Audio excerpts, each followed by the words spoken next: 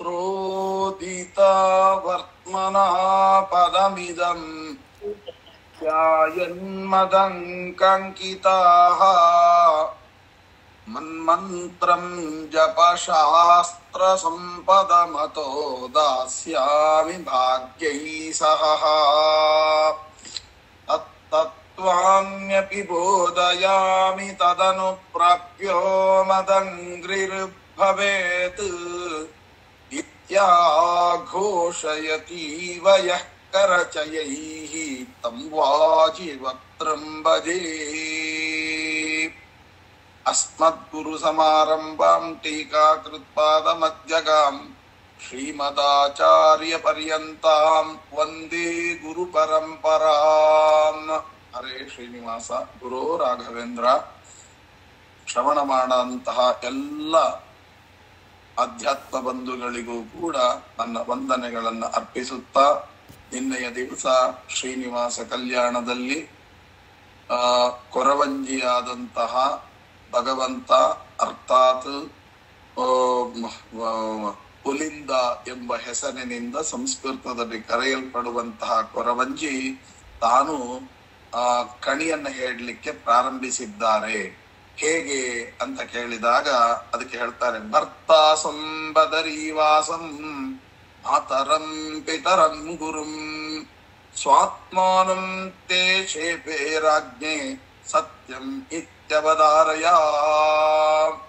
ಇನ್ನೇ ದಿವಸ ಹೇಳಿದ ಹಾಗೆ ಅವರು ಕುಂಭಕೋಣ ಮತ್ತೆ ಕವಿರ ಕಾವೇರಿ ಕಪಿಲಾ ಸಂಗಮ ಇರಬಹುದು, ಕಂಚಿ ವರದ ಸ್ವಾಮಿ ಇರಬಹುದು, ಶ್ರೀರಂಗ ಮತ್ತೆ ರಂಗನಾಥ ಇರಬಹುದು, ಶ್ರೀಮುಷ್ಣ ಇರಬಹುದು, ಕುಂಭಕೋಣ ಶಾರ್ಂಗಪಾಣಿ, ಮಧುರೆಯಲ್ಲಿರುವಂತಹ ಕೃಷ್ಣಮೂರ್ತಿ, ಶ್ರೀರಾಮ ದೇವರು ಕಟ್ಟಿಸಿದಂತಹ ಸೇತುವೆ, ಇವೆಲ್ಲವನ್ನು ಕೂಡ ಮತ್ತೆ ಸ್ಮರಣೆ ಮಾಡಿದರು.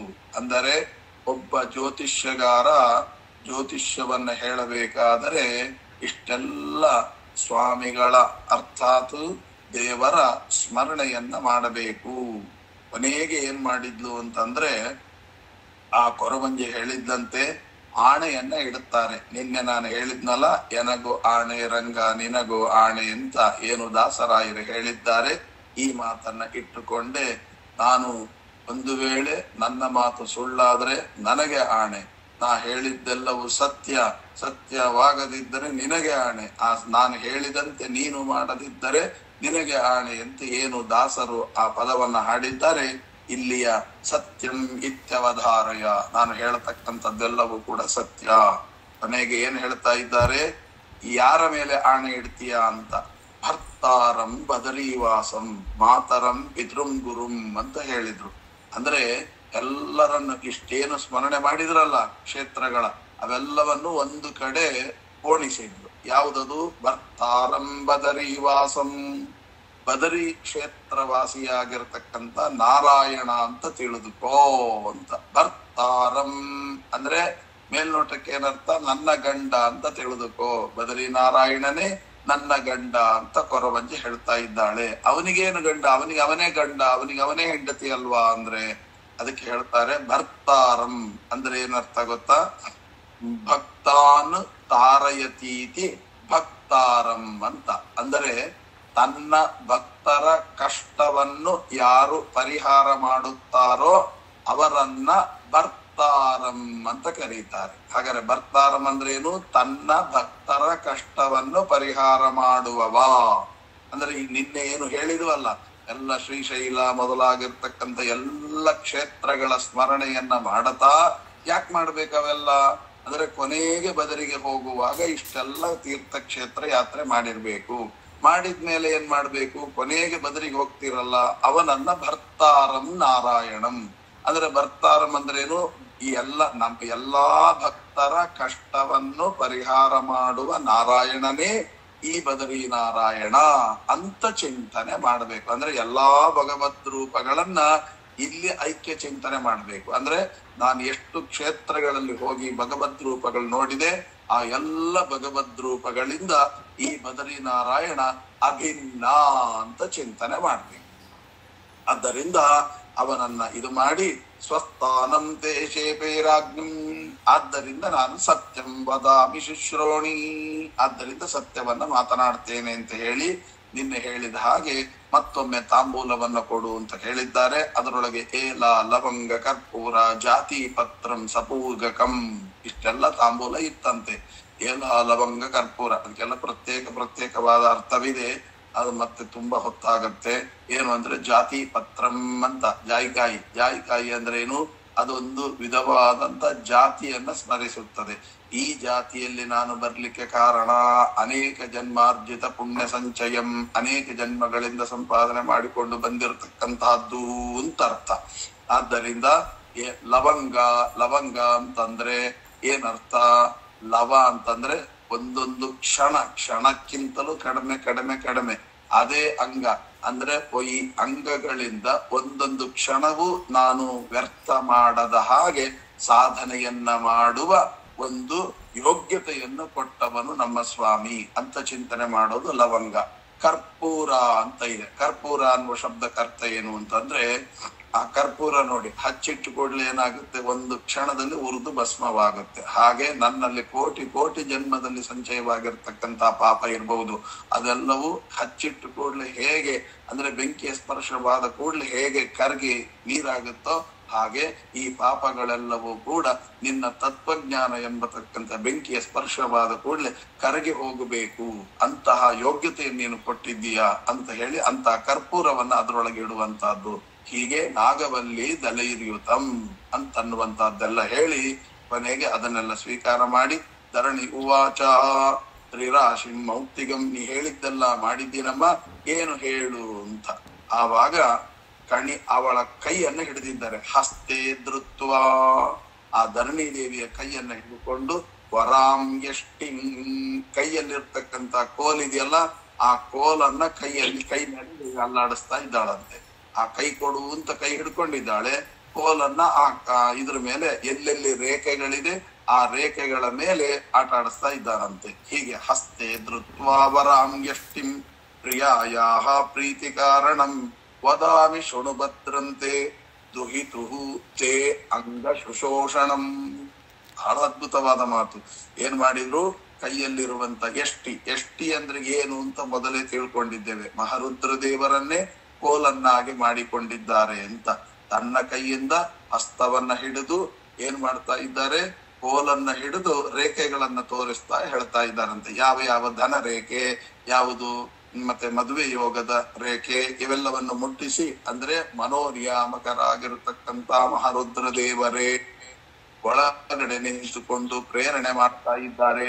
ಏನಂತ ಪ್ರೇರಣೆ ಅಂದ್ರೆ, ನಮಗೆ ಭಗವಂತನಿಗೆ ಇವಳನ್ನು ಕೊಟ್ಟು ಮದುವೆ ಮಾಡಬೇಕೆಂಬತಕ್ಕಂಥ ಬುದ್ಧಿಯನ್ನ ಮಹಾರುದ್ರ ದೇವರೇ ನೀವು ಒಳಗಡೆ ಹೋಗಿ ಪ್ರೇರಣೆ ಮಾಡಿ ಅಂತ ಎಷ್ಟಿಯನ್ನ ಕೈಯಲ್ಲಿಟ್ಟು ನೀವೇ ಹೋಗಿ ಅವಳಿಗೆ ಆಯಿತು ನಾನು ನನ್ನ ಮಗಳಾಗಿರತಕ್ಕಂಥ ಪದ್ಮಾವತಿಯನ್ನ ಶ್ರೀನಿವಾಸ ದೇವರಿಗೆ ಕೊಟ್ಟು ಮದುವೆ ಮಾಡ್ತೇನೆ ಎಂಬ ಮನಸ್ಸನ್ನ ಕೊಡು ಅಂತ ಮಹಾರುದ್ರ ದೇವರಿಗೆ ಭಗವಂತ ಆಜ್ಞೆ ಮಾಡಿದ್ದಾನೆ. ದದಾಮಿ ಶೃಣು ಭದ್ರಾಣಿ ದುಹಿತುಹು ತೆಂಗ ಶೋಷಣಂ. ಆ ಪದ್ಮಾವತಿಯ ಪ್ರೀತಿಗೆ ಕಾರಣವಾಗಿರತಕ್ಕಂತಹ ಕಣಿ ಹೇಳುವ ಕೈಯನ್ನ ಹಿಡಿದುಕೊಂಡು ಕೋಲನ್ನ ಹಿಡಿದುಕೊಂಡು ತಾನು ಆಗತ ಪುರುಷೇಣಾಪಿ ಮನ್ಮತ ಕೃತಿನಾ ಶುಭೆ, ಮನ್ಮತಾಕಾರವಾಗಿರ್ತಕ್ಕಂಥ ಪರಮಾತ್ಮನನ್ನ ಅಂದ್ರೆ ಒಬ್ಬ ಪುರುಷನನ್ನ ನೋಡಿದ್ದಾಳೆ. ಇತ ಪೂರ್ವದಿನೇ ಕಂಚಿತ್ ಪುರುಷಂ ತುರಗ ವಾಹನಂ, ಅವನು ಕುದುರೆಯಲ್ಲಿ ಬಂದಿದ್ದ, ಅದನ್ನ ನೋಡಿದ್ಲು. ಮೋಹವಶಂ ಯಾತ ಕಾಮಜ್ವರ ಸುಪೀಡಿತಾ, ಅದರಿಂದ ಅವಳು ಆ ಪುರುಷನ್ ನೋಡಿದ ಕೂಡಲೇ ಕಾಮಜ್ವರದಿಂದ ಪೀಡಿತಳಾಗಿದ್ದಾಳೆ. ಹಾಗಾದ್ರೆ ನಮ್ಮ ಮಹಾಲಕ್ಷ್ಮಿಗೆ ಕಾಮಜ್ವರ ಪೀಡೆ ಅಂತ ಉಂಟು ಅಂತ ಅಂದ್ರೆ ಅವಳು ನಿರ್ದೋಷಳೆ ಹೇಗಾಗ್ತಾಳೆ ಅಂತ ಪ್ರಶ್ನೆ. ಅದಕ್ಕೆ ಶಾಸ್ತ್ರಕಾರ ಹೇಳ್ತಾರೆ ಕಾಮಜ್ವರ ಸುಪೀಡಿತ. ಅದಕ್ಕೆ ಬರೀ ಪೀಡಿತಳಾಗಿದ್ದಾಳೆ ಅಂತ ಹೇಳಿಲ್ಲ, ಒಂದು ಅಕ್ಷರ ಎಕ್ಸ್ಟ್ರಾ ಸೇರಿಸಿದ್ದಾರೆ ನೋಡಿ ಅಲ್ಲಿ. ಕಾಮಜ್ವರ ಸುಪೀಡಿತ. ಸುಪೀಡಿತ ಅಂದ್ರೆ ಪೀಡೆ ಬೇರೆ, ಸುಪೀಡೆ ಬೇರೆ. ಸುಪೀಡೆ ಅಂದ್ರೆ ಏನು? ಸು ಅಂದ್ರೆ ಒಳ್ಳೆಯ ಪೀಡೆ. ಒಳ್ಳೆಯ ಪೀಡೆ ಅಂದ್ರೆ ಏನು ಅಂದ್ರೆ ಆ ಪೀಡೆ ಉಳ್ಳವರಂತೆ ತಾನು ನಟಿಸಿದ್ದಾಳೆ ಅಂತ ಅರ್ಥ. ಮತ್ತೆ ಕಾಮಜ್ವರ ಅಂತ ಉಂಟಲ್ವಾ, ಅದು ಕೆಟ್ಟದ್ದಲ್ವಾ ಅಂದ್ರೆ ಹಾಗಲ್ಲ. ಕಾಮಜ್ವರ ಅನ್ನುವ ಶಬ್ದಕ್ಕೆ ಕಾ ಅಮ ಅಂತ ಅರ್ಥ. ಕಾ ಅಮ ಅಂದ್ರೆ ಏನರ್ಥ? ಕ ಅಂದ್ರೆ ತತ್ವಜ್ಞಾನ ಅಂತ ಅರ್ಥ. ಅಮ ಅಂದ್ರೆ ದೋಷ, ಮ ಅಂದ್ರೆ ದೋಷ, ಅಮ ಅಂದ್ರೆ ದೋಷರಹಿತವಾದ ಶುದ್ಧವಾದ ತತ್ವಜ್ಞಾನಕ್ಕೆ ಕಾಮ. ಅದನ್ನ ಜ್ವರ, ಜ್ವರ ಅಂದ್ರೆ ಏನರ್ಥ? ಜೂ ಅರ ಜ್ವರ, ಜೂ ಅರ ಅಂದ್ರೆ ಜುಹಾವ, ಅಂದ್ರೆ ಆ ಭಗವಂತನ ತತ್ವಜ್ಞಾನವನ್ನು ಕೊಟ್ಟು ಒಳಗಿರತಕ್ಕಂತ ದೋಷವನ್ನ ಪರಿಹಾರ ಮಾಡುವವಳು ಕಾಮಜ್ವರ ಅಂದ್ರೆ ಮಹಾಲಕ್ಷ್ಮೀ ದೇವಿ ಅಂತ ಅರ್ಥ. ಅಂದ್ರೆ ಶುದ್ಧವಾದ ತತ್ವಜ್ಞಾನವನ್ನು ಕೊಟ್ಟು ಒಳಗಿರತಕ್ಕಂತ ಅಜ್ಞಾನವನ್ನು ನಿವಾರಣೆ ಮಾಡ್ತಾಳೆ. ಆದ್ದರಿಂದ ಅವಳಿಗೆ ಕಾಮಜ್ವರ ಅಂದ್ರೆ ಮಹಾಲಕ್ಷ್ಮಿ ಅಂತ ಅರ್ಥ. ಅವಳು ಸುಪೀಡಿತ ಅಂದ್ರೆ ಇನ್ನೇನು ಭಗವಂತ ನನ್ನ ಕೈ ಹಿಡಿತಾನೆ, ಭಗವಂತನ ದರ್ಶನವಾಗುತ್ತೆ ಅಂತ ಮನಸ್ಸಿನಲ್ಲಿ ಚಿಂತನೆ ಮಾಡಿದ್ಲು ಅಷ್ಟೇ ಹೊರತು ಅವಳಿಗೆ ಲೌಕಿಕವಾಗಿರತಕ್ಕಂತ ದೋಷಗಳು ಉಂಟು ಅಂತ ಚಿಂತನೆ ಮಾಡಬಾರದು ಅಂತನ್ನುವ ಅರ್ಥವನ್ನ ಹೇಳ್ತಾರೆ. ಇತ ಪೂರ್ವ ದಿನೇ ಕಂಚಿತ್ ಪುರುಷಂ ತುರಗವಾಹನಂ. ಅವನು ಯಾರು ಅಂತ ತಿಳ್ಕೊಂಡ್ರಿ, ಅವನು ಅಷ್ಟು ಸುಲಭವಾಗಿ ಸಿಗುವನಲ್ಲ. ಇವಳಿಗೆ ಯಾಕೆ ಇಷ್ಟ ಆಯಿತು ಅಂತಂದ್ರೆ ನೋಡಿ, ಅಲ್ಲಿ ತುರಗವಾಹನಂ ಅಂದ್ರೆ ಏನರ್ಥ? ಮುಖ್ಯ ಪ್ರಾಣಾಂತರ್ಗತ. ತುರಗ ಅಂದ್ರೆ ಯಾರು? ಮುಖ್ಯ ಪ್ರಾಣ ದೇವರು. ಯಾವ ಭಗವಂತ ನಮಗೆ ಸಿಗುತ್ತಾನೆ ಅಂತ ಮಹಾತಾಯಿ ಮಕ್ಕಳಿಗೆ ಪಾಠ ಹೇಳ್ಕೊಡ್ತಾ ಇದ್ದಾಳೆ. ತುರಗವಾಹನನಾಗಿರತಕ್ಕಂತ ಭಗವಂತ ನಮಗೆ ಸಿಗುತ್ತಾನೆ ಅಂತ ಅರ್ಥ. ಅಂದ್ರೆ ಮುಖ್ಯ ಪ್ರಾಣಾಂತರ್ಗತ ಅಂತ ಉಪಾಸನೆ ಮಾಡಿದ್ರೆ ಮಾತ್ರ ಆ ಭಗವಂತ ನಮಗೆ ಸಿಗುತ್ತಾನೆ ಎಂಬತಕ್ಕಂತಹ ತತ್ವವನ್ನ ನಮಗೆ ಇಲ್ಲಿ ತಿಳಿಸಿಕೊಡ್ತಾ ಇದ್ದಾರೆ. ಎಲ್ಲಿ ಹಾಗಾದ್ರೆ ಅಲ್ಲ, ನಮಗೆ ನಿಮಗೆಲ್ಲ ಮುಖ್ಯ ಪ್ರಾಣಾಂತರ್ಗತ ಅಂತ ಚಿಂತನೆ ಮಾಡಬೇಕು. ಆ ಮಹಾತಾಯಿ ಯಾಕೆ ಮುಖ್ಯ ಪ್ರಾಣ ದೇವರ ಅಂತರ್ಯಾಮಿಯಾಗಿರುವಂತ ಪರಮಾತ್ಮನ ಚಿಂತನೆ ಮಾಡ್ಬೇಕು ಅಂದ್ರೆ ಅದಕ್ಕೆ ಹೇಳ್ತಾ ಇದ್ದಾರೆ, ಜಗತ್ತಿಗೆ ಪಾಠವನ್ನ ಹೇಳಲಿಕ್ಕಾಗಿ ತಾಯಿ ಏನ್ ಮಾಡ್ತಾಳೆ? ಮಕ್ಕಳಿಗೆ ತಾನು ಮಾಡಿ ಮಾಡಿ ತೋರಿಸ್ತಾಳೆ ಮಕ್ಕಳಿಗೆ. ಹಾಗೆ ಅಂದ ಮಾತ್ರಕ್ಕೆ ಅವಳು ಹಾಗೆ ಮಾಡ್ಬೇಕು ಅಂತ ಅರ್ಥ ಅಲ್ಲ. ಅಂದರೆ ಹೀಗೆ ಮಾಡಿದರೆ ಹೀಗಾಗುತ್ತೆ ಅಂತ. ಇದು ಎಲ್ಲಿದೆ ಆಧಾರ ಅಂತ ಕೇಳಿದಾಗ ಸುಂದರಕಾಂಡದಲ್ಲಿ ನೀವು ನೋಡಬಹುದು. ಸುಂದರಕಾಂಡದಲ್ಲಿ ಆ ಮಹಾತಾಯಿ ನೋಡಿ, ರಾಮಚಂದ್ರ ದೇವರು ಮುದ್ರಿಕೆಯನ್ನ ಅಂದ್ರೆ ಉಂಗುರವನ್ನ ಕೊಟ್ಟು ಕಳಿಸಿದ್ದಾರೆ. ಯಾರಿಗೆ? ಸೀತಮ್ಮನವರಿಗೆ. ಆದರೆ ಆ ರಾಮಚಂದ್ರ ದೇವರಿಗೆ ತನ್ನ ಪತ್ನಿಗೆ ಡೈರೆಕ್ಟ್ ಆಗಿ ಉಂಗುರ ಕೊಡುವ ತಾಕತ್ತಿದೆಯೇ ಇಲ್ವೋ? ಇದೆ. ಆದರೂ ಕೂಡ ರಾಮಚಂದ್ರ ದೇವರು ಏನ್ ಮಾಡಿದ್ರು, ಆ ಮುದ್ರಿಕೆಯನ್ನ ತನ್ನ ಹೆಂಡತಿಗೆ ಕೊಡ್ಲಿಕ್ಕೂ ಕೂಡ ಹನುಮಂತ ದೇವರ ಮುಖಾಂತರವೇ ಕಳಿಸಿದ್ರು. ಆ ಮಹಾತಾಯಿಗೆ ತನ್ನ ಗಂಡನಿಗೆ ಚೂಡಾಮಣಿ ಕೊಡುವ ಅಧಿಕಾರ, ಡೈರೆಕ್ಟ್ ಆಗಿ ಕೊಡುವ ಅಧಿಕಾರ ಉಂಟಾ ಇಲ್ವಾ? ಉಂಟು. ಮತ್ತೆ ಯಾಕೆ ಕೊಡ್ಲಿಲ್ಲ ಅಂದರೆ ಅವಳು ಕೂಡ ತನ್ನ ಚೂಡಾಮಣಿಯನ್ನ ರಾಮಚಂದ್ರ ದೇವರಿಗೆ ಮುಖ್ಯ ಪ್ರಾಣ ದೇವರ ಮುಖಾಂತರವೇ ಕಳಿಸಿದ್ರು. ನನ್ನ ಯಜಮಾನ್ರಿಗೆ ಕೊಟ್ಬಿಡು ಅಂತ. ಡೈರೆಕ್ಟ್ ಕೊಡುವ ತಾಕತ್ತಿದ್ದರೂ ಕೂಡ ಮುಂದಿನ ನಮ್ಮ ಮಕ್ಕಳಿಗೆ ಒಂದು ಮಾರ್ಗದರ್ಶನ. ನಾವಿಬ್ರು ಪರಸ್ಪರ ಕೊಟ್ಕೋಬೇಕಾದ್ರೆ ಮುಖ್ಯ ಪ್ರಾಣಾಂತರ್ಗತವೇ ನಾವು ಕೊಡ್ತೀವಿ ಅಂದ್ರೆ ಇದು ನಮಗೆ ಈ ರೂಲ್ಸ್ ಅಲ್ಲ, ನಿಮಗೆ ಈ ರೂಲ್ಸ್. ಆದರೆ ಈ ರೂಲ್ಸ್ ಅನ್ನ ನಿಮಗೆ ಪಾಠ ಹೇಳ್ಕೊಡ್ಬೇಕಲ್ಲ, ತಂದೆ ತಾಯಿಗಳು ಹೇಳ್ಕೊಡೋದು ಇನ್ಯಾರು ಹೇಳ್ಕೊಡೋದು? ಆದ್ದರಿಂದ ನಾವು ಹೇಳ್ಕೊಡ್ತಾ ಇದ್ದೇವೆ ಅಂತನ್ನುವ ಕಾರಣಕ್ಕಾಗಿ ಅಲ್ಲಿ ರಾಮಚಂದ್ರ ದೇವರು ಮುಖ್ಯ ಪ್ರಾಣಾಂತರ್ಗತ ಅಂತ ಹೇಳಿ ಸೀತಮ್ಮನವರಿಗೆ ಉಂಗುರ ಕೊಟ್ರೆ, ಸೀತಮ್ಮನವರು ಚೂಡಾಮಣಿಯನ್ನ ಭಾರತೀ ರಮಣ ಮುಖ್ಯ ಪ್ರಾಣಾಂತರ್ಗತ ಅಂತ ಹೇಳಿ ರಾಮಚಂದ್ರ ದೇವರಿಗೆ ಕೊಟ್ರು. ತಮಗೆ ಈ ರೂಲ್ಸ್ ಅನ್ವಯವಾಗೋದಿಲ್ಲ.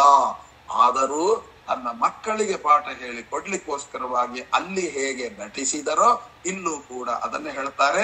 ಯಾವ ಪುರುಷನನ್ನ ನೋಡಿದ್ದು ಅಂದ್ರೆ ತುರಗವಾಹನಂ ಪುರುಷಂ, ಅಂದರೆ ಕುದುರ ಮೇಲೆ ಕೂತಿರುವ ಪುರುಷನನ್ನ ನೋಡಿದ್ಲು.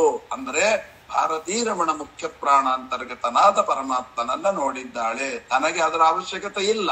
ಜಗತ್ತಿನಲ್ಲಿ ಯಾವ ಪುರುಷ ಅಂದ್ರೆ ಯಾವ ಪುರುಷನ ಸ್ಮರಣೆ ತಲೆಯಲ್ಲಿ ಸದಾಕಾಲ ಉಳಿತದೆ ಅಂತಂದ್ರೆ ತುರಗವಾಹನನಾಗಿರತಕ್ಕಂತ ಪುರುಷನ ಸ್ಮರಣೆಯೊಂದೇ ತಲೆಯಲ್ಲಿ ಸದಾಕಾಲ ಉಳಿಯತಕ್ಕಂಥದ್ದು. ಅಂದರೆ ಭಾರತೀ ರಮಣ ಮುಖ್ಯ ಪ್ರಾಣಾಂತರ್ಗತ ಅಂತ ಚಿಂತನೆ ಮಾಡಿದ ವಿಷಯಗಳು ಮಾತ್ರ, ಭಗವಂತನ ವಿಷಯಗಳು ಮಾತ್ರ ತಲೆಯಲ್ಲಿ ಉಳಿತದೆ, ಬೇರೆ ವಿಷಯಗಳು ತಲೆಯಲ್ಲಿ ಉಳಿಯೋದಿಲ್ಲ ಅನ್ನುವ ವಿಚಾರವನ್ನ ಇಲ್ಲಿ ತಿಳಿಸ್ತಾ ಇದ್ದಾರೆ. ಇತಃ ಪೂರ್ವ ದಿನೇ ಕಂಚಿತ್ ಪುರುಷಂ ತುರಗವಾಹನಂ ದೃಷ್ಟ್ವಾ ಮೋಹವಶಂ ಯಾತ ಕಾಮಜ್ವರ ಸುಪೀಡಿತಾ. ಅದಕ್ಕೆ ಇಷ್ಟೆಲ್ಲ ಅರ್ಥ. ತುಚ್ಚ ಅದಕ್ಕೆ ಹೇಳ್ತಾರೆ ತಚ್ಚಾಂತ್ಯರ್ಥಂಬರಾರೋಹೆ ದಾತವ್ಯಾ ಪುರುಷಾಯ ಯಾಸಾಂ.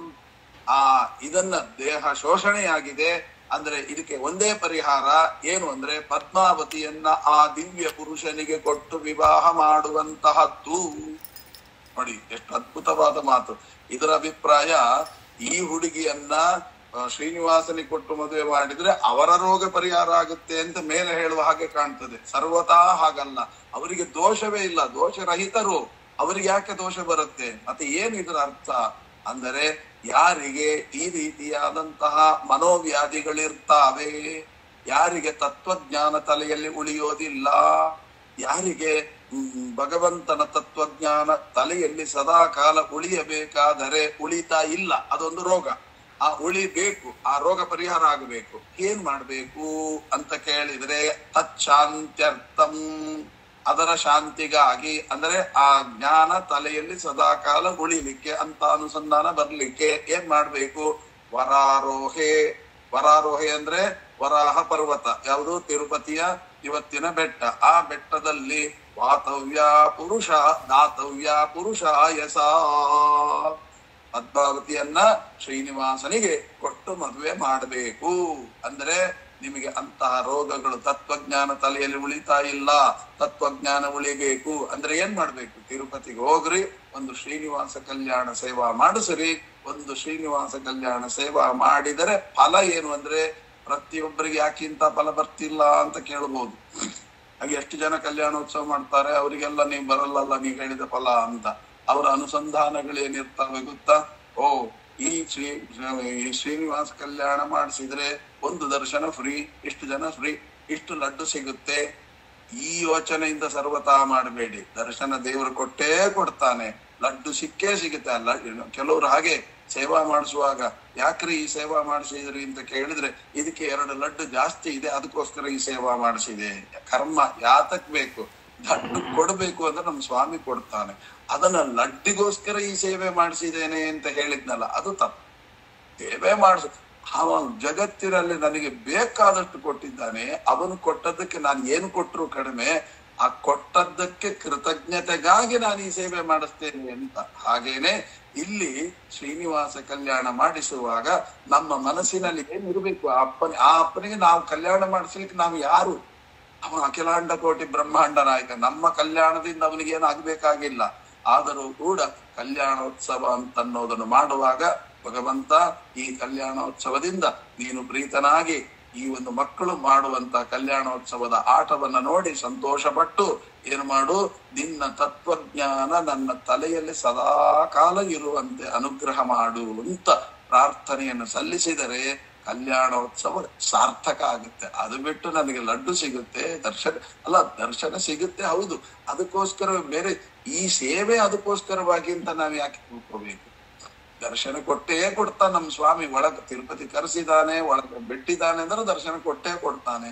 ಆದ್ದರಿಂದ ಒಂದು ತಿಳ್ಕೊಳ್ಳಿ, ಕಲ್ಯಾಣೋತ್ಸವದ ಮೂಲ ಫಲ ತತ್ವಜ್ಞಾನ ಪ್ರಾಪ್ತಿ.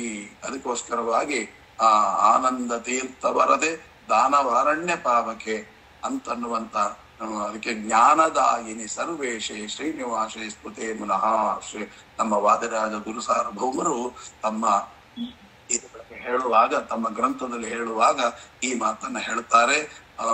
ಆನಂದ ತೀರ್ಥ ವರದೆ, ನಮ್ಮ ಶ್ರೀಮದ್ ಆಚಾರ್ಯರಿಗೆ ವರವನ್ನು ಕೊಟ್ಟಿರ್ತಕ್ಕಂತಹ ದಾನವಾರಣ್ಯ ಪಾವಕೆ, ಅಜ್ಞಾನವೆಂಬ ಬೆಂಕಿಯನ್ನು ಕಾಡಿಗಿಚ್ಚನ್ನು ಸುಟ್ಟು ಹಾಕುವಂತಹ ದಾನವಾರಣ್ಯ ಪಾವಕೆ, ಜ್ಞಾನದಾಯಿನಿ ಸರ್ವೇಶೇ, ನಿನ್ನ ಜ್ಞಾನ ತಲೆಯಲ್ಲಿ ಸದಾ ಉಳಿಯುವಂತೆ ಮಾಡು ಎಂದು ಕೇಳುವ ಪ್ರಾರ್ಥನೆ ಇದೆಯಲ್ಲ, ಇದೇ ಶ್ರೀನಿವಾಸ ಕಲ್ಯಾಣದ ಮೂಲ ಫಲ ಅನ್ನುವಂತಹ ದೊಡ್ಡ ತಾತ್ಪರ್ಯವನ್ನ ನಮಗೆ ಇಲ್ಲಿ ತಿಳಿಸಿಕೊಡ್ತಾ ಇದ್ದಾರೆ. ಅದಕ್ಕೋಸ್ಕರ ತಚ್ಚಾಂತ್ಯರ್ಥಂಬರಾರೋಹೆ ದಾತವ್ಯ ಪುರುಷಾಯ ಸಾ ಆದಾಗ ಧರಣಿದೇವಿ ಹೇಳ್ತಾರೆ, ಹೌದಮ್ಮ ನೀ ಹೇಳಿದ್ದು ಸರಿ. ವಾಸ್ತೆ ಕಿರಾತ ರೂಪಿ ಸಹ ದುಹಿತುರ್ಮೆ ಅಂಗಶೋಚಕ ವದ ತನ್ನಾಮ ಕಿಂಬದ್ರೆ ವರಂ ದಾಸ್ಯೇ ತವೇ ಪ್ರೀತುಂ ತವ ಪ್ರೀತಿಂ. ನಿನ್ನ ಪ್ರೀತಿಗೋಸ್ಕರವಾಗಿ ನಾನು ನನ್ನ ಮಗಳನ್ನ ಅವನಿಗೆ ಕೊಡ್ತೇನೆ. ಅವ ಎಲ್ಲಿದ್ದಾನೆ? ಕಿಂನಾಮ, ಹೇ ಭದ್ರೆ ಕಿನ್ನಾಮ, ಅವನ ಹೆಸರೇನು? ಕೊರವಂಜಿ ಅಂತ ಪ್ರಾರ್ಥನೆಯನ್ನ ಮಾಡಿಕೊಂಡಾಗ ಧರ್ಮದೇವಿ ಉವಾಚ, ಧರ್ಮದೇವಿ ಅಂತ ಕರೀತಾರೆ. ಪುಲಿಂದ, ಧರ್ಮದೇವಿ, ಕೊರವಂಜಿ ಎಲ್ಲ ಒಂದೇ. ಈ ರೀತಿಯಾಗಿ ಹೇಳ್ತಾ ವೈಕುಂಠಸ್ಥೋ ಹರಿಸ್ಸಾಕ್ಷಾತ್ ವರ್ತತೆ ವೆಂಕಟಾಚಲೇ ಶ್ರೀನಿವಾಸೇತಿ ವಿಖ್ಯಾತಃ ವಿದ್ಯಾವಾನ್ ಧನವಾನ್ ಬಲಿ ಪುತ್ರ್ಯಾ ತವ ವರಾರೋಹೇ ಹತೋ ಯಸ್ಯ ಹಯೋತ್ತಮಃ ಆರಾಮಾದ್ವಾರ ನಿಕಟೇ ಪತಿತಃ ಪುಚ್ಚ ತತ್ಸಖೀ ಗೌರವಂ ರಾಜಪುತ್ರ್ಯಾಸ್ತು ಕ್ಷಮಿತಂ ಪುರುಷೇಣ ತತ್. ನೋಡಿ ಎಂತ ಅದ್ಭುತವಾದ ಮಾತು ಹೇಳ್ತಾ ಇದ್ದಾರೆ. ಅಂದ್ರೆ ಅವನನ್ನ ಸಾಮಾನ್ಯ ಅಂತ ತಿಳ್ಕೋಬೇಡ. ವೈಕುಂಠಸ್ಥ ಹರಿ ಸಾಕ್ಷಾತ್, ವೈಕುಂಠದಲ್ಲಿರುವಂತ ಆ ಭಗವಂತ ಸಾಕ್ಷಾತ್ ಶ್ರೀಹರಿ ಅಂತ ತಿಳಿದುಕೋ. ಏನಿದ್ರ ಅರ್ಥ? ಸಾಮಾನ್ಯ ಅರ್ಥ ಅವನು ಸಾಮಾನ್ಯನಲ್ಲ ಅಂತ ಅಷ್ಟೇ ಅಲ್ಲ. ಯಾವುದೇ ಒಂದು ಹೆಣ್ಣು ಮಕ್ಕಳ ತಾಯಿಯಂದ್ರು ತನ್ನ ಮಗಳನ್ನ ಕೊಟ್ಟು ಮದುವೆ ಮಾಡುವಾಗ ವರನಿಗೆ ಕೊಡ್ತಾ ಇದ್ದೇನೆ, ಅವನೇನೋ ಹೀಗಿದ್ದಾನೆ ಹಾಗಿದ್ದಾನೆ ಅಲ್ಲ. ಮತ್ತೆ ಏನು? ಸಾಕ್ಷಾತ್ ವೈಕುಂಠಸ್ಥನಾಗಿರತಕ್ಕಂತಹ ಶ್ರೀಹರಿಯೇ ನನ್ನ ಅಳಿಯನ ಒಳಗಡೆ ಕೂತು ನನ್ನ ಮಗಳ ಕೈ ಹಿಡಿತಾ ಇದ್ದಾನೆ. ನನ್ನ ಮಗಳ ಒಳಗಿರತಕ್ಕಂತಹ ಶ್ರೀದೇವಿ ಭೂದೇವಿ ಸಮೇತನಾಗಿರತಕ್ಕಂತಹ ಪದ್ಮಾವತಿಯ ಕೈಯನ್ನ ಹಿಡಿತಾ ಇದ್ದಾನೆ ಎಂಬ ಅನುಸಂಧಾನದಿಂದ ಪ್ರತಿ ಒಬ್ಬ ತಾಯಿ ತಂದೆಯರು ತಮ್ಮ ಮಕ್ಕಳನ್ನ ವಿವಾಹ ಮಾಡಿ ಕೊಡುವಾಗ ಈ ಅನುಸಂಧಾನದಿಂದಲೇ ಕೊಡ್ಬೇಕೆ ಹೊರತು ನಾನು ಕೊಡ್ತಿದ್ದೇನೆ ನನ್ನಿಂದಾಯಿತು ಇದೆಲ್ಲ ಆ ಕ್ಷಣದಲ್ಲಿ ಕನ್ಯಾದಾನ ಮಾಡುವಂತಹ ಸಂದರ್ಭದಲ್ಲಿ ಇವೆಲ್ಲವನ್ನು ಮತ್ತು ಕೇವಲ ಅಳಿಯನ ಒಳಗಿರತಕ್ಕಂತಹ ಶ್ರೀನಿವಾಸನೇ ಮಗಳ ಒಳಗಿರ್ತಕ್ಕಂತಹ ಪದ್ಮಾವತಿ ಅರ್ಥಾತ್ ಶ್ರೀದೇವಿ ಭೂದೇವಿ ಸಮೇತನಾಗಿರ್ತಕ್ಕಂಥ ಪದ್ಮಾವತಿಯನ್ನೇ ಕೊಟ್ಟು ಮದುವೆ ಮಾಡ್ತಾ ಇದ್ದೇನೆ ಅಂತ ಅನುಸಂಧಾನ ಮಾಡ್ಕೋಬೇಕು. ಇನ್ನೂ ಹೆಚ್ಚಿನ ಅನುಸಂಧಾನ ಬೇಕು ಅಂದ್ರೆ ನನ್ನ ಒಳಗೆ ಆ ಸಾಕ್ಷಾತ್ ವರುಣ ದೇವರೇ ನಿಂತುಕೊಂಡು ಕೊಡ್ತಾ ಇದ್ದಾರೆ ಅಂತ ಚಿಂತನೆ ಮಾಡಿಕೊಳ್ಳಿ ಅಂತನ್ನುವುದನ್ನ ತಿಳಿಸಿಕೊಳ್ಳುವುದಕ್ಕೋಸ್ಕರ ವೈಕುಂಠಸ್ಥೋ ಹರಿ ಸಾಕ್ಷಾತ್ ವರ್ತತೆ ವೆಂಕಟಾಚಲೇ ಶ್ರೀನಿವಾಸೇತಿ ವಿಖ್ಯಾತಃ. ಶ್ರೀನಿವಾಸ ಅಂತ ಅರ್ಥ. ಶ್ರೀನಿವಾಸ ಅಂತ ಅನ್ನೋ ಶಬ್ದಕ್ಕೆ ಅಳಿಯನೊಳಗೆ ಶ್ರೀನಿವಾಸ ಎಂಬುದನ್ನು ಚಿಂತನೆ ಮಾಡುವುದು ಅಂದ್ರೆ ಏನರ್ಥ? ನನ್ನ ಮಗಳ ಒಳಗಿರ್ತಕ್ಕಂಥ ಲಕ್ಷ್ಮಿಯನ್ನ ಶ್ರೀನಿವಾಸ ಅಂದ್ರೆ ಹೃದಯದಲ್ಲೇ ಲಕ್ಷ್ಮಿಯನ್ನ ಸದಾ ಇಟ್ಟು ಕಾಪಾಡುವವ. ಅಷ್ಟು ಚೆನ್ನಾಗಿ ಕಣ್ಣಲ್ಲಿ ಕಣ್ಣಿಟ್ಟುಕೊಂಡು ನೋಡಿಕೊಳ್ತಾನೆ ಅಳಿಯ. ಯಾಕೆಂದ್ರೆ ಸಾಕ್ಷಾತ್ ಶ್ರೀನಿವಾಸನೇ ಒಳಗಿದ್ದಾನೆ. ಆದ್ದರಿಂದ ಅಂತ ಚಿಂತನೆ ಮಾಡಿಕೊಂಡು ಕನ್ಯಾದಾನ ಮಾಡಬೇಕು. ಪುತ್ರ್ಯಾ ತವ ವರಾರೋಹೇ ಹತೋ ಯಶ್ಚ ಹಯೋತ್ತಮಃ ಅಂತಹ ವ್ಯಕ್ತಿಯನ್ನ ಅವಳು ನೋಡಿದ್ದಾಳೆ. ಆದ್ದರಿಂದ ನೀನು ಅವನಿಗೆ ಕೊಟ್ಟು ಮದುವೆ ಮಾಡು. ಸತ್ಯಂ ವಿದ್ಧಿ ವಚೋ ವೇದ್ಯ ದತ್ತಾ ಚೇತ್ ಸುಖಮೇಷ್ಯತಿ ಅದತ್ವಾ ದುಃಖಮಾಪ್ನೋತಿ ನಮೇ ವಾಣಿ ವೃತಾ ಭವೇತ್. ಈ ರೀತಿಯಾಗಿ ಅವನಿಗೆ ನೀನು ಕೊಟ್ಟು ಮದುವೆ ಮಾಡದಿದ್ದರೆ ಮಹಾ ದುಃಖವನ್ನು ಹೊಂದುತ್ತೀಯಾ ಅಂದ್ರು. ಏನಪ್ಪ ಇದು ಒಳ್ಳೆ ಕೆಲಸ ಆಯ್ತಲ್ಲ ಹೀಗೆಲ್ಲ ಹೇಳೋದಾ ಅಂದ್ರೆ ಹಾಗೆ ಅರ್ಥ ಅಲ್ಲ. ಅಂದ್ರೆ ಇಂತಹ ಅನುಸಂಧಾನದಿಂದ ಪ್ರತಿಯೊಬ್ಬ ತಾಯಿ ತಂದೆಯರು ತಮ್ಮ ಮಗಳನ್ನ ಕೊಟ್ಟು ಮದುವೆ ಮಾಡುವಾಗ ಈ ಅನುಸಂಧಾನಾದಿಗಳಿಲ್ದೆ ನಾನೇ ಮಾಡ್ತೇನೆ ನನ್ನಿಂದೇ ಆಯಿತು ಈ ಹುಡುಗನಿಗೆ ಕೊಡ್ತಾ ಇದ್ದೇನೆ ಹೀಗೆಲ್ಲ ಲೌಕಿಕ ಅನುಸಂಧಾನಗಳಿಂದ ಮಾಡಿದರೆ ಮಹಾ ದುಃಖಂ. ಅದಕ್ಕೆ ಡೈವರ್ಸ್ಗಳೆಲ್ಲ ಜಾಸ್ತಿ ಯಾಕಾಗ್ತಾ ಇದೆ ಇಂತ ಹಿಂದಿನ ಕಾಲದಲ್ಲಿ ಡೈವರ್ಸ್ ಅನ್ನುವ ಪದವೇ ಇರ್ಲಿಲ್ಲ. ಯಾಕಿರ್ಲಿಲ್ಲ? ಪ್ರತಿ ಒಬ್ಬರು ಇಂಥ ಅನುಸಂಧಾನದಿಂದ ವಿವಾಹಾದಿಗಳನ್ನ ಮಾಡ್ತಾ ಇದ್ರು. ಹಾಗಾಗಿ ಇವತ್ತು ಡಿವೋರ್ಸ್ ಅನ್ನುವ ಪದವೇ ಕೇಳ್ತಾ ಇರ್ಲಿಲ್ಲ. ಈಗ ಅವುಗಳೇ ಪದಗಳೇ ಜಾಸ್ತಿ ಆಗ್ತಾ ಇದೆ. ಯಾಕೆ? ಅನುಸಂಧಾನ ಬೇಕಾಗಿಲ್ಲ, ಬ್ರಾಹ್ಮಣರು ಹಿರಿಯರು ಬೇಕಾಗಿಲ್ಲ, ವೇದ ಘೋಷಗಳು ಬೇಕಾಗಿಲ್ಲ, ವೇದ ಮಂತ್ರಗಳ ಆಶೀರ್ವಾದ ಬೇಕಾಗಿಲ್ಲ. ಎಲ್ಲೋ ರೆಸಾರ್ಟ್ ನಲ್ಲಿ ಮಾಡಿದೆ ಅಥವಾ ಇನ್ನೆಲ್ಲೋ ಮಾಡಿದೆ, ಯಾವುದೋ ಹೋಟ್ಲಲ್ಲಿ ಮದುವೆ, ಯಾಕೆ ಬೇಕಿವೆಲ್ಲ? ಆದ್ದರಿಂದ ಒಂದು ಇಡೀ ಆ ದಂಪತಿಗಳ ಜೀವನವೇ ಅಡಗಿದೆ ಈ ವಿವಾಹ ಸಂಸ್ಕಾರದಲ್ಲಿ. ಹಾಗಾಗಿ ವಿವಾಹಾದಿಗಳನ್ನ ಮಾಡಬೇಕಾದ್ರೆ ಎಷ್ಟು ಅನುಸಂಧಾನಗಳನ್ನ ಮಾಡ್ಕೋಬೇಕು. ನಿಜವಾಗಿಯೂ ಕೂಡ ಒಂದು ವಿವಾಹ ಅಂತಂದ್ರೆ ಅದು ಸಾಮಾನ್ಯವಾಗಿರ್ತಕ್ಕಂಥದ್ದಲ್ಲ. ಸಂಪೂರ್ಣವಾಗಿ ಒಂದು ವಾರ ಶ್ರೀನಿವಾಸ ಕಲ್ಯಾಣಾದಿಗಳನ್ನ ಮನೆಯಲ್ಲಿ ಪುರಾಣ ಹೇಳಿಸ್ಬೇಕು. ಹೇಳಿಸಿ ಆನಂತರ ಮದುವೆ ಕಾರ್ಯಕ್ರಮದಲ್ಲಿ ನಾವು ಭಾಗವಹಿಸಬೇಕು. ಯಾಕೆ ಒಂದು ವಾರ? ಆ ಒಂದು ವಾರ ಕೇಳಿ ಕೇಳಿ ಕೇಳಿ ಕೆಲವು ಅನುಸಂಧಾನಗಳಾದರೂ ತಲೆಯಲ್ಲಿ ಉಳಿತದೆ ಅನ್ನುವ ಕಾರಣಕ್ಕಾಗಿ ಅಂತಹ ಅನುಸಂಧಾನಾದಿಗಳ ಪೂರ್ವಕ ವಿವಾಹಾದಿಗಳನ್ನ ಮಾಡಬೇಕು ಎಂಬತಕ್ಕಂಥ ದೊಡ್ಡ ಸಂದೇಶವನ್ನ ಜಗತ್ತಿಗೆ ಕೊಡುವುದಕ್ಕೋಸ್ಕರವಾಗಿ ಹೀಗೆ ಮಾಡ್ತಾ ಇದ್ದಾರೆ. ಆಮೇಲೆ ಹೇಳ್ತಾ ಇದ್ದಾರೆ, ಅದ್ಯೈವ ದಿನ ಮಾತ್ರೇಣ ಮರಿಷ್ಯತಿ ನ ಸಂಶಯ. ಒಂದು ವೇಳೆ ಹೀಗೆ ನೀನು ಸಂಕಲ್ಪ ಮಾಡ್ಲಿಲ್ಲ ಅಂತಂದ್ರೆ ಈ ದಿನವೇ ಸಾಯ್ತಾಳೆ. ಇನ್ನು ತುಂಬಾ ದಿನ ಇಲ್ಲ, ಈ ದಿನವೇ ಸಾಯ್ತಾಳೆ. ಏನು ಸಾಯ್ತಾಳೆ ಅಂದ್ರೆ ಅಭಿಪ್ರಾಯ ಸತ್ತೇ ಹೋಗ್ಬಿಡ್ತಾಳೆ ಅಂತ ಅಭಿಪ್ರಾಯ ಅಲ್ಲ. ಅಂದರೆ ಯಾವತ್ತು ಮದುವೆ ಆಗಿರ್ತದಲ್ಲ ಅವತ್ತೇ ಡಿವೋರ್ಸ್. ಇನ್ನು ಮದುವೆ ಆಗಿ 1 ಗಂಟೆ ಆಗಿರಲ್ಲ, ಓಡ ಹೋಗ್ಬಿಟ್ಲು ಪೇಪರ್ನಲ್ಲಿ ಬರುತ್ತೆ. ಯಾಕೆ? ಇಂತಹ ಅನುಸಂಧಾನಾದಿಗಳು ಇಲ್ಲದಿರುವುದರಿಂದ. ಹಾಗಾಗಿ ಪ್ರತಿ ಒಂದು ಮದುವೆಯಲ್ಲಿ ಕೂಡ ಅನುಸಂಧಾನಕ್ಕೆ ಬಹಳ ಪ್ರಾಧಾನ್ಯತೆ. ಆ ಮಂತ್ರಗಳ ಅರ್ಥಗಳನ್ನ ತಿಳಿದುಕೊಂಡು ಮಾಡುವಂತಹದ್ದೆಲ್ಲವೂ ಕೂಡ ಧರ್ಮದೇವಿ ಹೇಳ್ತಾಳೆ, ನಾ ಸತ್ಯಂ ವಚನಂ ದೇವಿ ಮಯೋಕ್ತಂ ಪೂರ್ವಮೇವ ತತ್. ನಾ ಹೇಳಿದ್ರಲ್ಲಿ ಒಂದು ಮಾತು ಕೂಡ ತಪ್ಪಿಲ್ಲ. ಆಗ ಅವಳು ಹೇಳ್ತಾಳೆ, ಧರಣಿ ದೇವಿ, ಹೌದಮ್ಮ ನೀ ಹೇಳಿದ್ದೆಲ್ಲ ಸರಿ. ಅಯಾಚಿತಾಮಯ ಕನ್ಯಾ ಕಥಂ ಧ್ಯೇಯ ಭವಿಷ್ಯತಿ. ಈಗ ಕೇಳದೆ ಯಾವ ದಾನವನ್ನು ಮಾಡಬಾರದು ಅಂತ ಉಂಟು. ಅವರು ಕೇಳಿದಾಗ ನಾವು ಕೊಡ್ಬೇಕು ಅಂತ. ಹಾಗಾದ್ರೆ ಅಯಾಚಿತ ಮಯ ಕನ್ಯಾ ಕಥಂ ಧ್ಯೇಯ, ಹೇಗೆ ಕೊಡ್ಲಿ ನಾನು ಅವಳು ಕೇಳದೆ? ಇತಿ ಚಿಂತಾ ಪರಂಬ್ರ. ಇಂತಹ ಚಿಂತೆ ನನಗೆ ಉಂಟಾಗಿದೆ, ಅದಕ್ಕೆ ಪರಿಹಾರ ಹೇಳು ಅಂತಂದ್ರೆ ಆಗ ಹೇಳ್ತಾಳೆ, ವರನ ಕಡೆಯವರು ಬಂದು ಕನ್ಯೆಯನ್ನ ಕೇಳಿದರೆ ವಿವಾಹಾದಿಗಳನ್ನ ಮಾಡಿಕೊಡಬಹುದು. ಕನ್ಯೆ ಕಡೆಯವರು ಬಂದು ಕೇಳದಿದ್ರೆ ವಿವಾಹವನ್ನ ಮಾಡೋದು ಹೇಗೆ? ಅಂದ್ರೆ ವರನ ಕಡೆಯವರು ಬಂದು ಕೇಳ್ಬೇಕು. ಕೇಳಿಬಿಟ್ಟು ನಿಮ್ಮ ಹುಡುಗಿ ನಮ್ಗೆ ಇಷ್ಟ ಆಗಿದ್ದಾಳೆ, ಅವಳನ್ನ ನಮಗೆ ಕೊಟ್ಟು ಮದುವೆ ಮಾಡಿ ನಮ್ಮ ಮಗನಿಗೆ ಅಂತ ಕೇಳ್ಬೇಕು. ನೋಡಿ, ಅದಕ್ಕೆ ಮಂತ್ರದಲ್ಲೂ ಕೂಡ ಹಾಗೆ ಇದೆ. ಏನು ಅಂತ? ವಾಚಾ ದತ್ತಾತ್ವಯ ಕನ್ಯಾ ಪುತ್ರಾರ್ಥಂ ಸ್ವೀಕೃತಾಮಯ ವರಾವಲೋಕನಮಿದೌ ನಿಶ್ಚಿತ ಭವ. ಅಂದ್ರೆ ಏನು? ಮೇಲೆ ನೀವು ವರನನ್ನ ಹುಡುಕುವ ಅವಶ್ಯಕತೆ ಇಲ್ಲ, ನನ್ನ ಮಗ ವರನಿದ್ದಾನೆ, ನಿಮಗೆ ಇಷ್ಟ ಆದ್ರೆ ಕೊಟ್ಟು ಮದುವೆ ಮಾಡಿ ನಾವು ಸ್ವೀಕಾರ ಮಾಡ್ಲಿಕ್ಕೆ ಸಿದ್ಧರಾಗಿದ್ದೇವೆ, ನಮ್ಮ ಹುಡುಗನ ಯೋಗ್ಯತೆ ಇಂತಹದ್ದು ಅಂತೆಲ್ಲ ಹೇಳ್ಬೇಕಂತೆ. ಆಗ ಹುಡುಗಿ ಕಡೆಯವರು ಹೇಳ್ತಾರೆ, ವಾಚಾ ದತ್ತಾಮಯ ಕನ್ಯಾ ಪುತ್ರಾರ್ಥಂ ಸ್ವೀಕೃತಾತ್ಮಯ.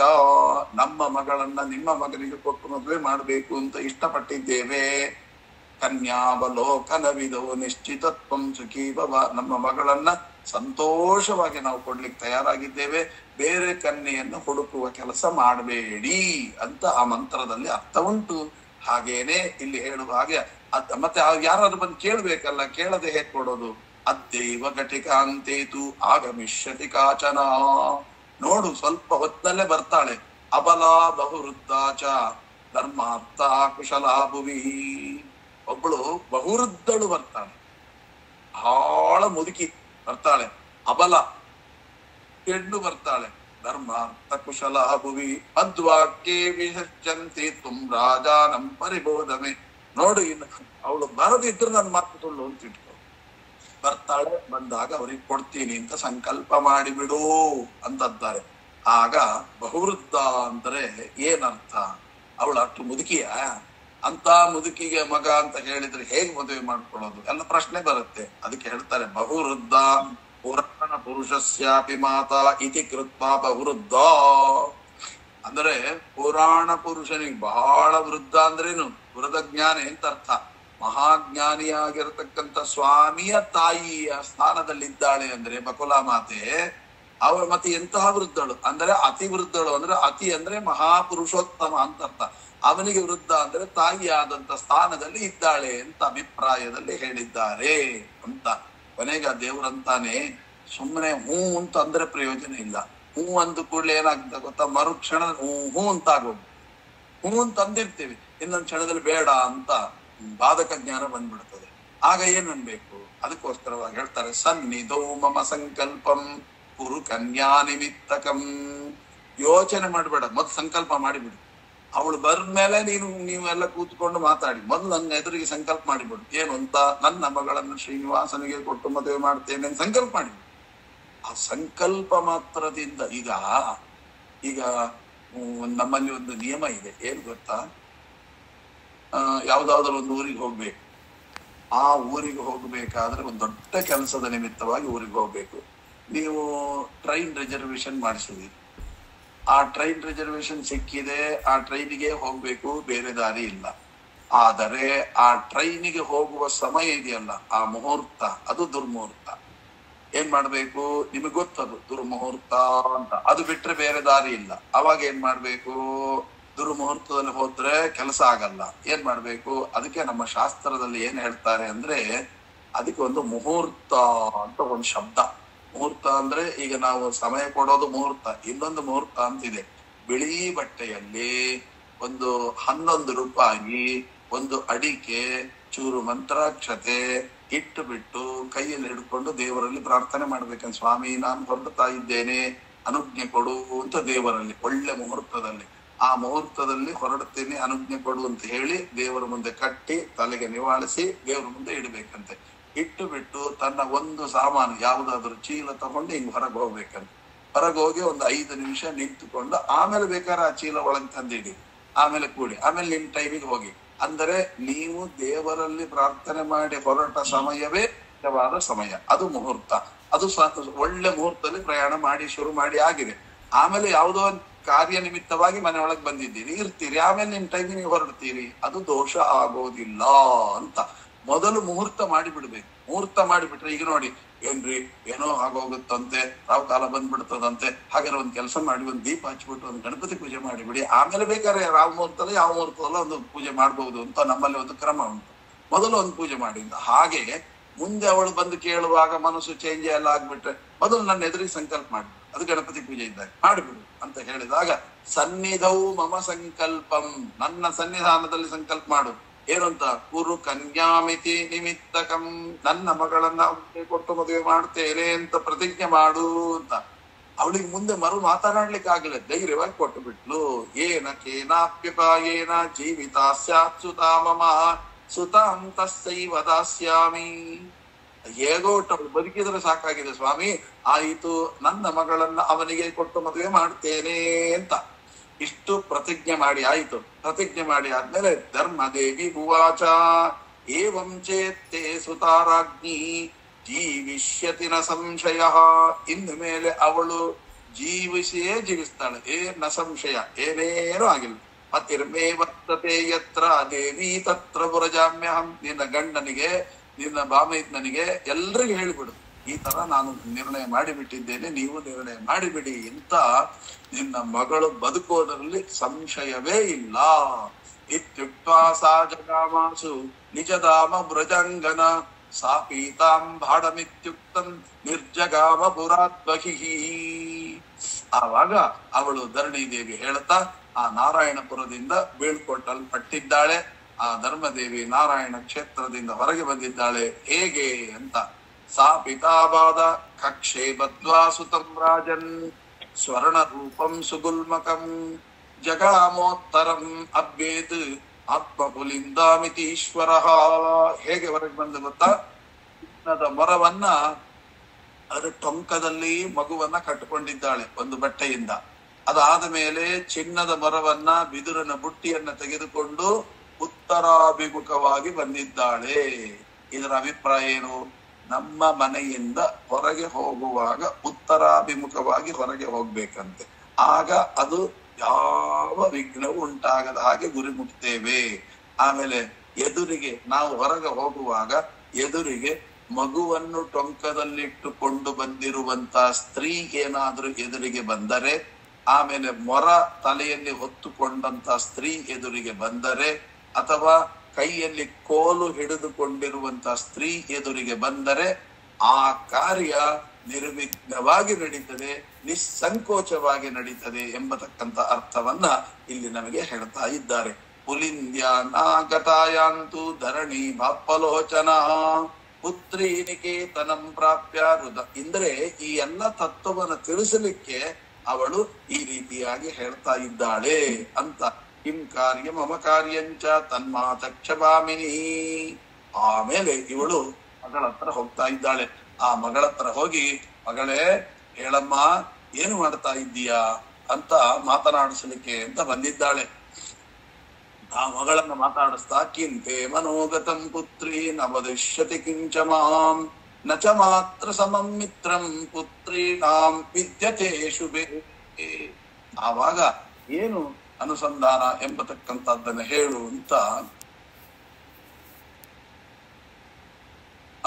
ಈ ರೀತಿಯಾಗಿ ಪುಲಿಂದ್ಯಾನಾಂ ಗತಾಯಾಂತು ಧರಣಿ ಬಾಷ್ಪಲೋಚನ ಪುತ್ರಿ ನಿಕೇತನಂ ಪ್ರಾಪ್ಯ ರುದಂತಿ ವೃಷ ದುಃಖಿತಾ. ಆವಾಗ